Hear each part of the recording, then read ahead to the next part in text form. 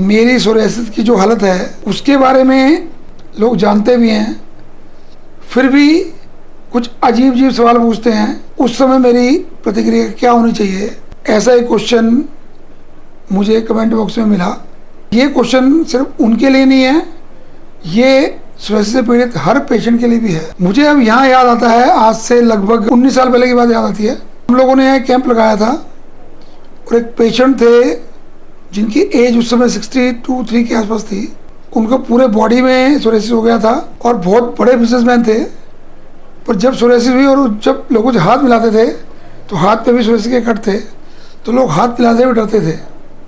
लोग क्यों अजीब अजीब क्वेश्चन पूछते हैं? क्योंकि वो आपकी अवस्था को देख के ये डरते हैं कि कहीं छूने से तो नहीं उनको ये बीमारी हो जाएगी, कहीं साथ बैठने से तो उनको कोई बीमारी नहीं हो जाएगी, कहीं साथ बैठ के खाना खाने से तो कुछ नहीं हो जाएगा, कहीं एक ही ऑफिस में बैठे जो हम सांस ले रहे हैं छोड़ रहे हैं उससे तो नहीं हो जाएगा। पर यहाँ मैं एक बात बिल्कुल क्लियरली आप सबको समझाना चाहूँगा कि सोरियासिस कोई छूत-छात की बीमारी नहीं है। यदि छूत-छात की बीमारी होती तो उस रोगी के घर में हर किसी को ये रोग हो जाना चाहिए था अब तक, पर नहीं हुआ। इवन तो कि हस्बैंड वाइफ होते हैं तो वो आपस में साथ में एक ही घर में रहते हैं, संबंध बनाते हैं, सब काम इकट्ठे करते हैं। यदि एक को है तो दूसरे तक वो ट्रांसफ़र नहीं होती। और ये बीमारी होती कैसे है? वो होता है हमारा रॉन्ग डाइटरी हैबिट से, जो जैसे मैं बहुत बार पहले भी वीडियो में बोल चुका हूँ कि नॉनवेज के साथ दूध पी रहे हैं, दही के साथ नमक ले रहे हैं, या दही और नॉनवेज इकट्ठा खा रहे हैं, या टमाटर, बैंगन, भिंडी, अरबी और कटहल जैसी चीज़ें का उपयोग ज़्यादा कर रहे हैं, नॉनवेज का उपयोग ज़्यादा कर रहे हैं, जंक फूड का उपयोग ज़्यादा कर रहे हैं, तो जो चीज़ें आपको सूट नहीं करती उनसे ये बीमारी होगी। क्योंकि हर एक व्यक्ति का शरीर अपना अपना है, अपनी अपनी बॉडी की एक प्रकृति है, बेसिक नेचर है, उसके अकॉर्डिंग हमको डाइट खानी चाहिए। पर हम ये जानते ही नहीं है कि मेरी नेचर के हिसाब से मुझे क्या खाना सूट करता है।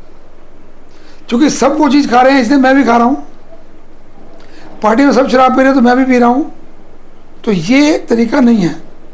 आपने नोटिस किया होगा कि यदि आपने कोई ऐसी चीज़ खाई जो आपको सूट नहीं करती थी, पहले तो पेट ही उसको इरिटेट करेगा, या आपको नोजिया होगा या वोमिटिंग होगी या लूज मोशन लग जाएंगे, नहीं तो स्किन में इचिंग होनी शुरू हो जाएगी, पेट में अनईजी होना शुरू हो जाएगा, शरीर में दर्द शुरू हो जाएगा। तो ये स्थिति, ये कंडीशंस हैं जिसमें आपको ध्यान में आएगा कि ये आइटम मुझे सूट नहीं करती, तो आपको वो चीज़ें नहीं खानी।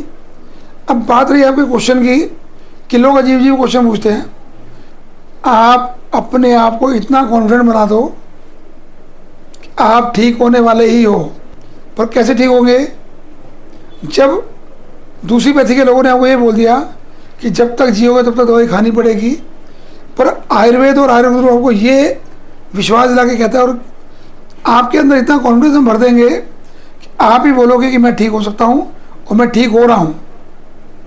ये तब संभव है कि जब आपकी कंसल्टेशन में हम आपको डिजीज़ का कॉज बता देंगे, कारण बता देंगे। यदि कारण मिल गया और कारण हमने हटा दिया तो बीमारी कैसे ठीक नहीं होगी? तो आप ठीक हो सकते हैं, ये भरोसा अपने मन में रखिए और दूसरे व्यक्ति को बोलिए और कॉन्फिडेंस से बात करिए। डरने की जरूरत नहीं है, शर्माने की जरूरत नहीं है।